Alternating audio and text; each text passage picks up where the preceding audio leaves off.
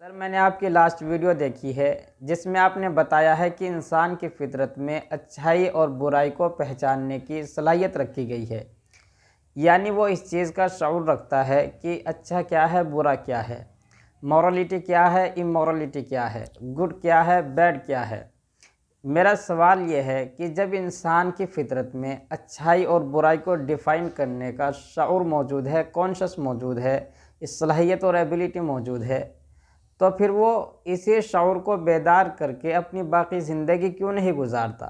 کیوں وہ مذہب کے چکروں میں پڑتا ہے؟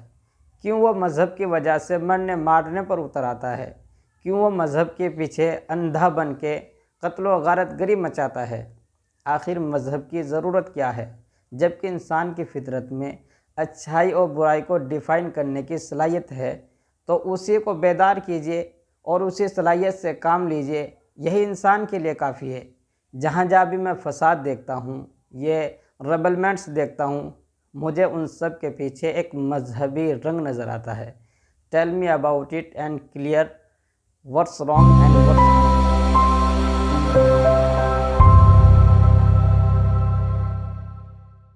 آپ کا یہ سوال تو بہت اچھا ہے، لیکن میں آپ کو یہ بھی بتلا دوں کہ اس کا جواب اس سے بھی زیادہ اچھا ہے۔ یہ بات صحیح ہے کہ میں نے اپنی لاسٹ ویڈیو میں یہ بتایا کہ انسان کی فطرت میں اچھائی اور برائی کو ڈیفائن کرنے کی صلاحیت رکھی گئی ہے۔ وہیں پر میں نے یہ بھی بتلایا کہ جہاں انسان اس چیز کا شعور رکھتا ہے کہ اچھا کیا ہے، برا کیا ہے، وہاں اس کو یہ اختیار بھی دیا گیا ہے کہ چاہے تو وہ اچھائی کو اپنا لے، چاہے وہ برائی پر چل پڑے۔ کبھی کبھی ایسا ہوتا ہے کہ انسان اچھائی کو اپنانے کے بجائے برائی کو اختیار کر لیتا ہے اور برائی پر چل پڑتا ہے۔ پھر جو وہ اس کے اندر فطرت کی آواز ہے، ضمیر کی آواز ہے، ڈیوائن اسپارک کی آواز ہے، وہ اس کو بلیم کرتی ہے، نکیر کرتی ہے اور اس کو کبھی کبھی شرمندگی کا احساس دلاتی ہے۔ لیکن یہ انسان اس آواز کو دبانے کے لیے طرح طرح کی کوششیں کرتا ہے، کبھی تو خوف کی وجہ سے، کبھی لالچ کی وجہ سے، کبھی انا کی وجہ سے، ایگو کی وجہ سے، کبھی کمزوری کی وجہ سے، کبھی مجبوری کی وجہ سے اور کبھی کسی اور وجہ سے۔ اس کو دبانے کے لیے وہ طرح طرح کے فلسفے گھڑتا رہتا ہے اور اس کو سچ ثابت کرنے کے لیے جو وہ اس نے برائی کی ہے، برا کام کیا ہے، اس کو سچ ثابت کرنے کے لیے وہ کسی بھی حد تک جا سکتا ہے۔ میں آپ کو صرف 5 مثالیں دے کر سمجھانے کی کوشش کرتا ہوں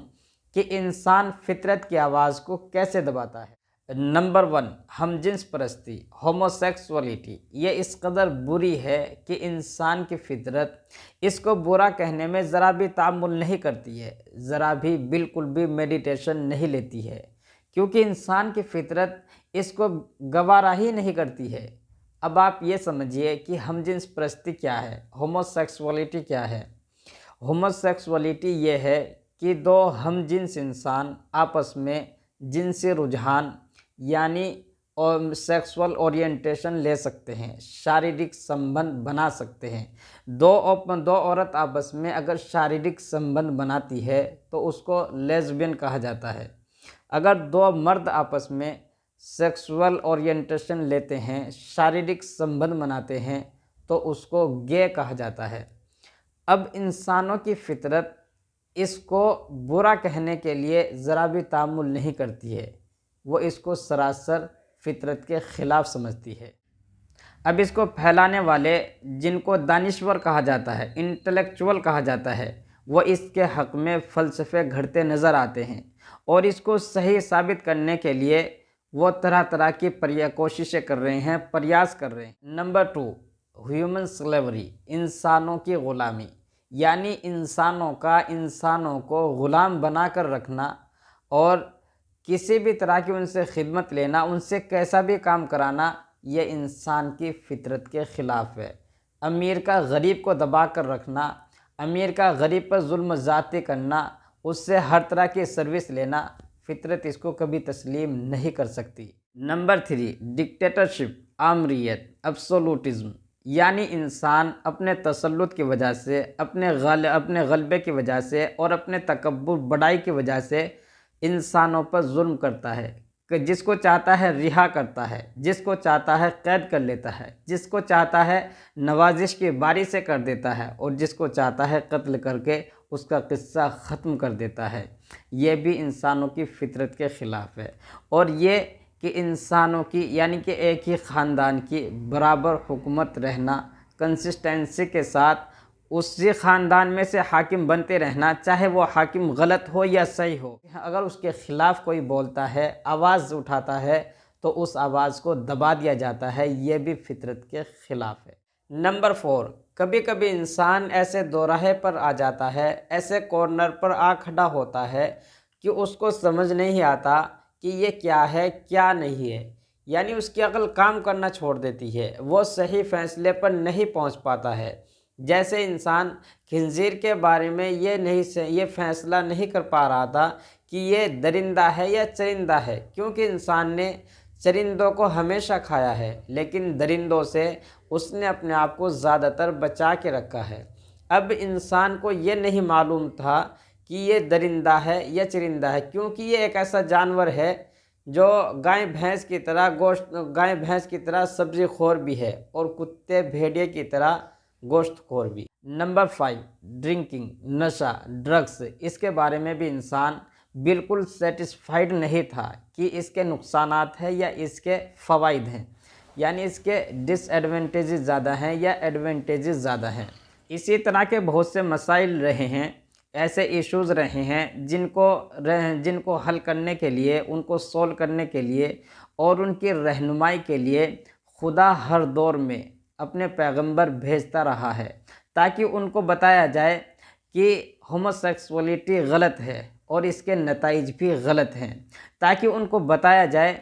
کہ غلامی کوئی چیز نہیں ہے، سب انسان آپس میں برابر ہے، ایک ایکول ہے، کسی کو کسی پر کوئی فوقیت نہیں ہے، تاکہ ان کو بتایا جائے کہ آمریت، ڈکٹیٹرشپ غلط ہے، اور اس کا صحیح قانون نافذ کرنے کے لیے جمہوریت، ڈیموکریسی ایک صحیح راستہ ہے، تاکہ ان کو بتایا جائے کہ خنزیر کا شمار درندوں میں ہوتا ہے اور یہ حرام ہے، تاکہ ان کو بتایا جائے کہ ڈرنکنگ، ڈرگس یہ ایک حرام ہے اور اس کے نقصانات ہی نقصانات ہیں، ڈس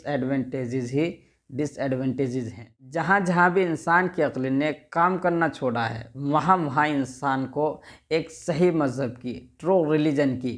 ایک صحیح ضابطے کی، صحیح قاعدے کی اور ایک صحیح قانون فطرت کی ضرورت پیش آئی ہے، تاکہ ان کو صحیح رہنمائی، صحیح گائیڈنس مل سکے۔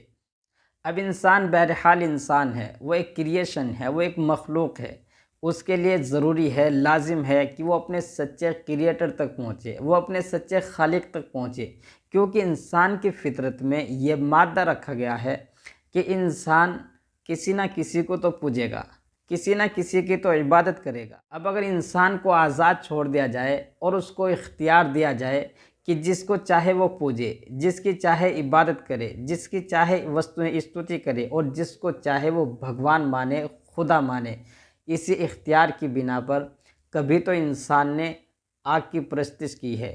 کبھی انسان نے سورج کو خدا مانا ہے، کبھی انسان نے پتھروں کو پوجا ہے، اور کبھی انسان نے انسانوں کو بھگوان مان کر انہی کے سامنے اپنا ماتھا ٹیکا ہے۔ یہاں پر انسان کو واضح کرنے کے لیے کہ اس کا صحیح خالق کون ہے، اس کا صحیح خدا کون ہے، کس کی طرف اسے جانا چاہیے، کس نے اسے بنایا ہے اور کس کی عبادت کرنی چاہیے، کس کی استوتی کرنی چاہیے، کس کے سامنے ماتھا ٹیکنا چاہیے، اس کو ایک سچے مذہب کی ضرورت پیش آئی ہے۔ اب یہاں سوال یہ رہ جاتا ہے کہ آخر سچا مذہب کون سا ہے؟ صرف اسلام ہی کیوں سچا ہے؟ ہر مذہب اپنے آپ کو سچا کہتا ہے، ہر مذہب اپنے آپ کو یہ کہتا ہے کہ وہ ایک خدائی دین ہے، تو پھر اسلام کیسے سچا ہے؟ اس کا جواب دیکھنے کے لیے آپ نیکسٹ ویڈیو کا انتظار کریں۔ اگر آپ نے ہمارے چینل کو سبسکرائب نہیں کیا ہے تو آپ سبسکرائب کر سکتے ہیں، لائک کر سکتے ہیں۔ السلام علیکم۔